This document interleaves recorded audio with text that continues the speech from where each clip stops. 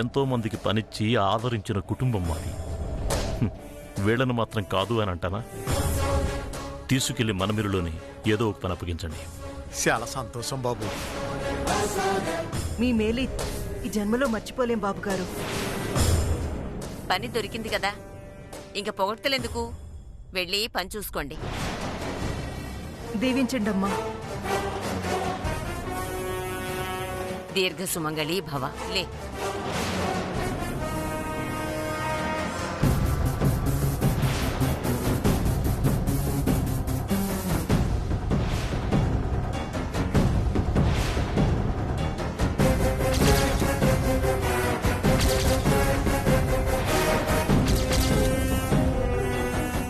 ఏంటి అలా చూస్తున్నావు? ఏం లేదమ్మా. మీ నగలు చూస్తుంటే ఒకప్పుడు నేను పోగొట్టుకున్న నగల్లా ఉంటేను. అంటే తప్పుగా అనుకోకండమ్మా. బాగా బతికిన కుటుంబం అని చెప్పాను కదా. ఈమెకు కూడా 100 ఎకరాల పొలం ఉండేది. తన మెడలో కూడా మీకులాంటి నగలుండేవి. బహుశా వీటిని చూస్తుంటే అయ్యే గుర్తొచ్చుంటాయి. అంతేనా కాంతమ్మా? అవును కోకిలమ్మా. తప్పుగా అనుకోకండమ్మా. కాంతమ్మా పదండి.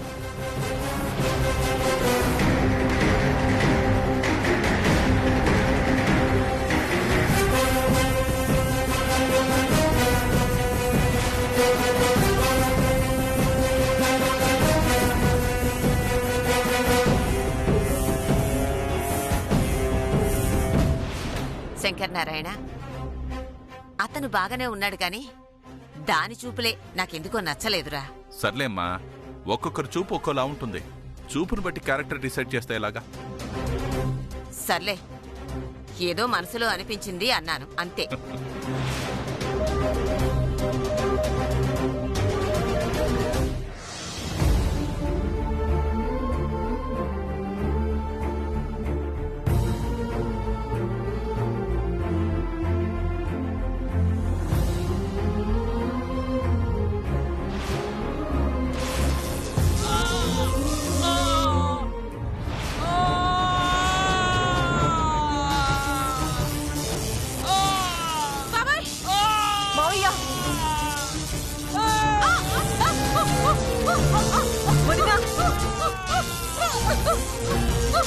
మావయ్య, వదినా, మావయ్య, అయ్యో,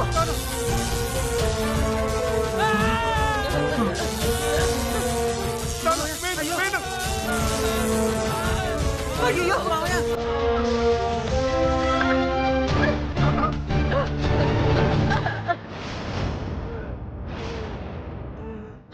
వెళ్ళండి. కోకిలమ్మా, మావయ్య, కోకిలమ్మా, కోకిలమ్మా, కోకిలమ్మా, లే కోకిలమ్మా, నీకేం కాలేదే, నీకేం కాలేదు.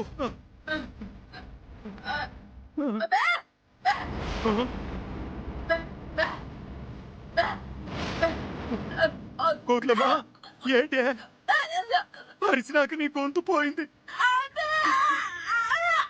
నువ్వు మోగదానం అయిపోయావు. భగవంతుడా,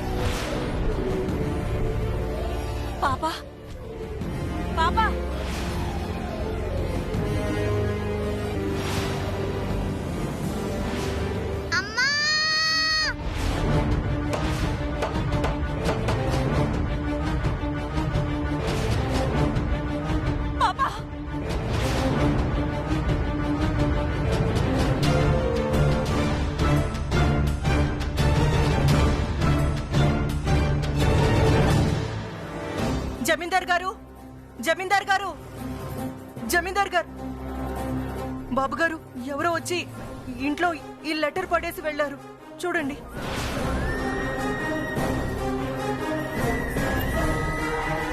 మిస్టర్ శంకరనారాయణ, మీ ఇద్దరు కూతురుని కిడ్నాప్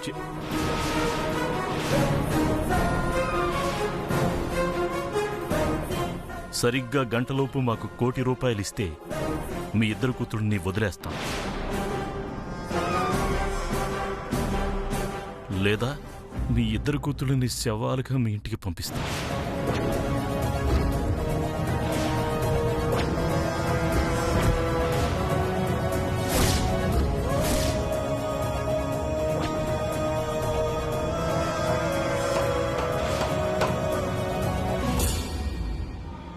ఏమైంది శంకరనారాయణ? మన వైష్ణవుని శ్రీలతను ఎవరో కిడ్నాప్ చేశారమ్మా. ఓరి భగవంతుడా, ఇంతకు ముందే కదా పాలు పట్టించాను. బాబు గారు, మన వైష్ణవమ్మ కనిపించట్లేదు బాబు గారు. పిల్లల్ని ఎవరో కిడ్నాప్ చేశారు కుటుంబరావు.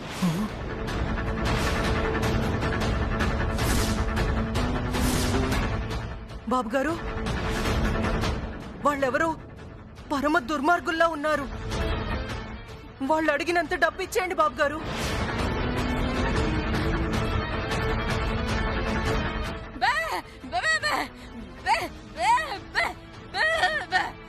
ఏమంటున్నావు కోకిలమ్మ?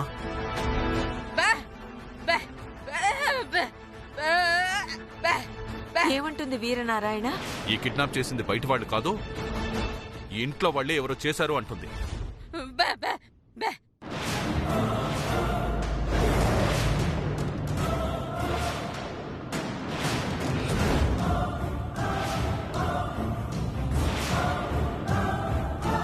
కోకిలమ్మ, కిడ్నాప్ నువ్వు చూసావా?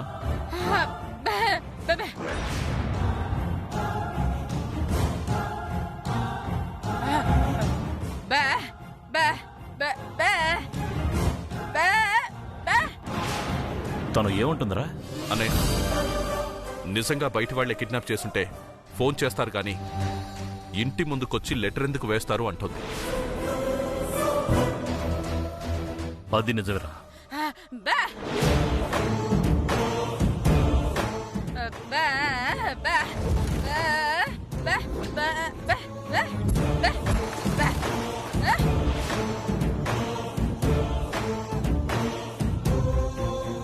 ఓరి దేవుడో, ఈ లెటర్ రాసింది నేనే. ఇప్పుడు గనక నాతో సేమ్ మ్యాటర్ రాయిస్తే నేను దొరికిపోవడం ఖాయం. అవును, కరెక్ట్ కోకిలమ్మ. అన్నయ్య, ఇంట్లో పని వాళ్ళందరినీ పిలిపిద్దాం. కాంతమ్మ తీసుకొచ్చిన లెటర్లో ఏముందో సేమ్ అదే మ్యాటర్ని వేరే పేపర్లో రాయిద్దాం. ఈ ఇంట్లో ఉండే వాళ్ళే కిడ్నాప్ చేస్తుంటే హ్యాండ్ రైటింగ్ తో పట్టేసుకోవచ్చు.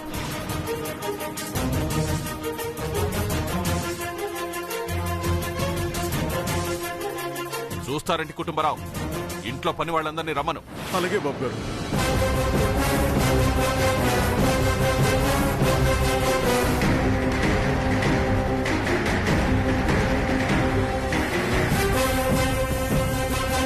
అందరూ అన్నయ్య చెప్పినట్టు రాయండి. మిస్టర్ శంకరనారాయణ,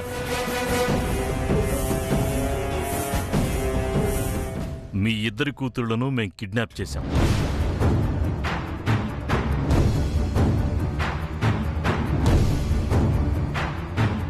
సరిగ్గా గంటలోపు మాకు ₹1,00,00,000 ఇచ్చావా సరే, మీ ఇద్దరు కూతుళ్ళని వదిలేస్తాం.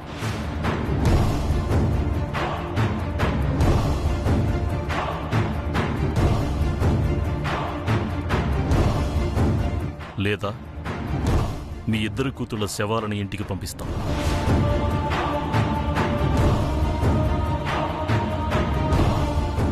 రాసింది చాలు.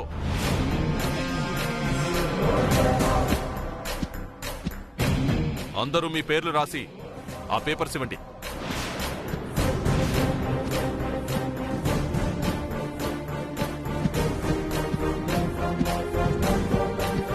ఇవ్వండి.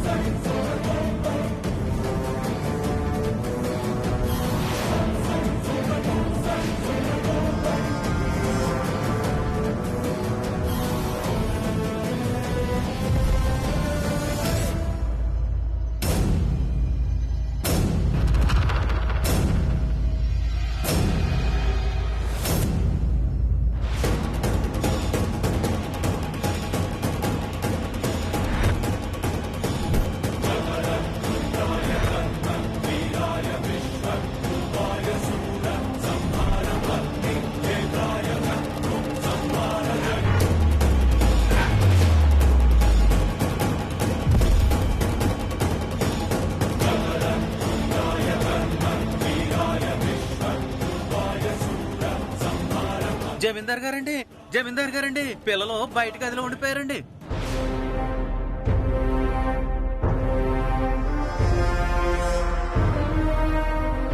ఏంటి పిల్లలు గదిలో ఉన్నారా? పదండి.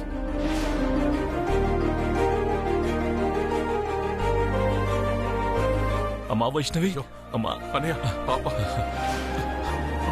అమ్మా శ్రీలత,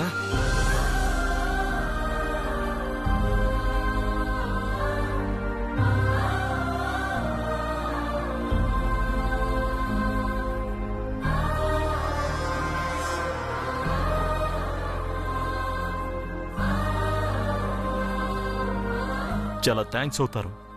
సమయానికి నువ్వు దేవుడిలా వచ్చి నా కూతుర్ని కాపాడావు కాబట్టి సరిపోయింది. లేకపోతే ఈ చీకటి గదిలో వాళ్ళు ఏమైపోయేవాళ్ళు.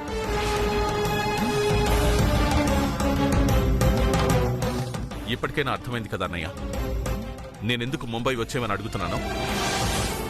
ఈ ఊళ్ళో నీకు ఎంతో మంది శత్రువులున్నారు, ఎంతో మంది నీ ఆస్తి మీద కన్నేస్తున్నారు.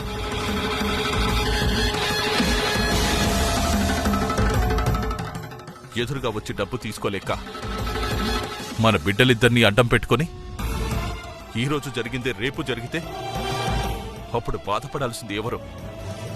జీవితాంతం ఏడవలసింది ఎవరు? నాకిప్పుడు అర్థమైంది తమ్ముడు. వెంటనే మొత్తం ఆస్తులన్నీ అమ్మేసి పిల్లలతో పాటు ముంబై వచ్చేస్తాను. ఇప్పటికైనా చాలా మంచి నిర్ణయం తీసుకున్నావు శంకరనారాయణ. తొందరగా పనేదో చూడు. అలాగేనమ్మా.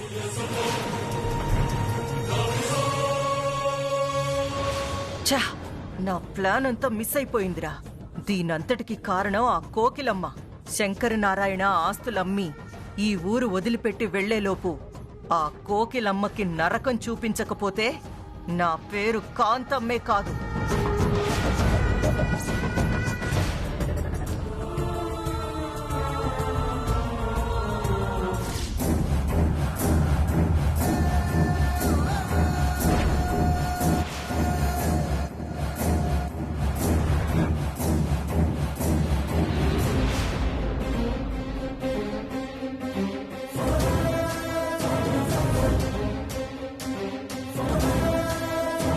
ఈ బ్యాగులన్నీ ఏంటి నాన్న? డబ్బమ్మా, 10 కోట్లు. ఈ ఊర్లో మనకున్న పొలాలు స్థలాలు యావదాస్తిని అమ్మేసి ముంబై వచ్చేయమని తమ్ముడు చెప్పాడు కదా. వాడి మాట కాదనడం ఎందుకని ఆస్తులన్నీ అమ్మేశాను. అక్క చూసావా, కంటి ముందు 10 కోట్ల రూపాయలున్నాయక్క. 10 కోట్ల రూపాయలే, కానీ అవి మనవి కాదు, జమీందారు గారివి. ఆ విషయం మాకు తెలుసు.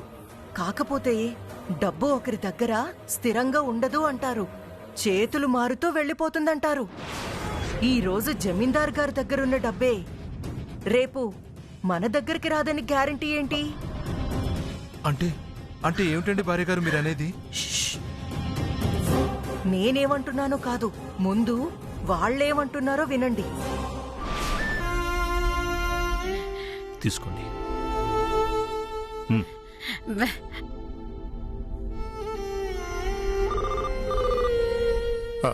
కోకిలమ్మ ఈ పట్టుకో బాబు.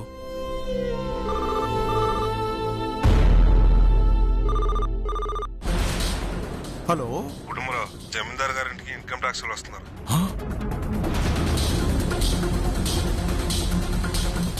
సరే సరే,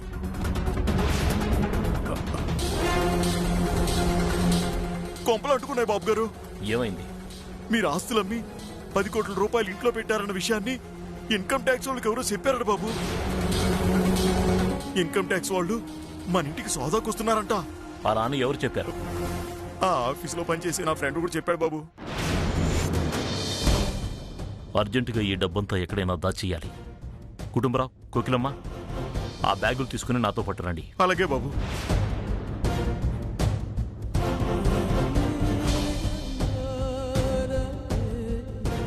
అక్క పదరా, పదండి.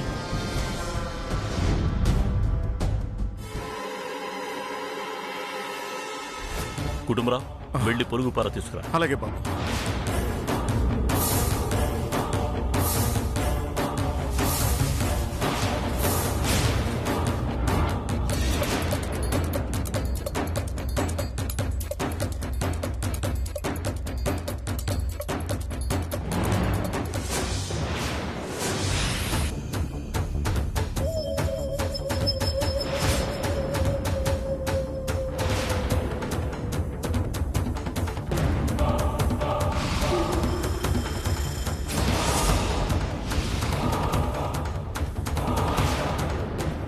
బాబు గారు పెట్టేయ్. బ్యాగులు ఇందులో పెట్టేస్తాను.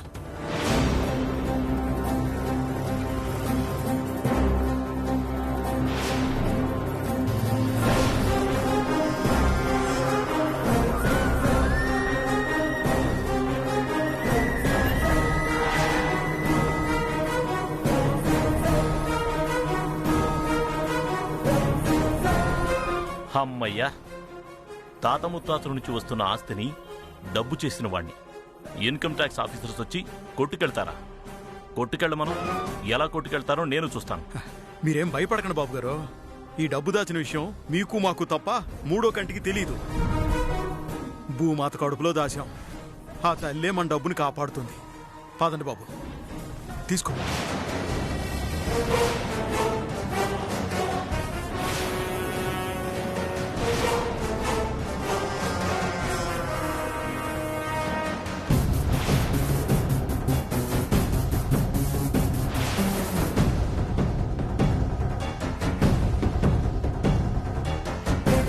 ఒరే అవతారం, అక్క పాపం జమీందార్ గారు ఇన్కమ్ ట్యాక్స్ ఆఫీసర్ వాళ్ళకి ఈ డబ్బు దొరకకూడదని భూమాత గుప్పెట్లో దాచారా. కాని ఈ కాకినాడ కాంతమ్మ భూమాత కడుపు చీల్చి జమీందార్ గారి కడుపు కొట్టబోతుందిరా. ఏంటి భార్య గారు మీరు అనేది? ఇప్పుడు ఈ డబ్బంతా మీరు కొట్టేస్తారా? ఇంకా అనుమానమా? ఈ ఇంట్లో అడుగు పెట్టిన రోజే నేనొకటి అనుకున్నా. ఎప్పటికైనా సరే ఈ ఇంటికి యజమానురాల్ని కావాలని. ఈ ఇంటికి కాలేకపోయినా ఈ 10 కోట్లతో మరొక ఇంటికి నేను యజమానురాలనవుతాను. అప్పుడు నాకు నేనే జమీందారుని, నాకు నేనే రాజుని, నాకు నేనే మంత్రిని.